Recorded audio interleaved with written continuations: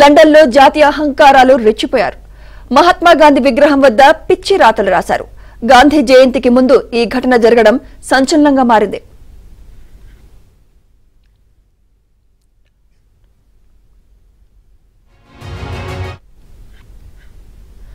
లండన్లోని Tavistock square వద్ద ధ్యానం చేస్తున్నట్లుగా ఉన్న గాంధీ విగ్రహం ఉంది. అక్టోబర్ 2న గాంధీ జయంతి నేపథ్యంలో ఇక్కడ వేడుకలు జరగనున్నాయి. ఈ క్రమంలో అక్కడి జాతీయ అహంకారులు గాంధీ విగ్రహంపై భారత వ్యతిరేక రాతలు రాశారు. ఈ ఘటనను లండన్లోని భారత రాయబార కార్యాలయం తీవ్రంగా ఖండించింది.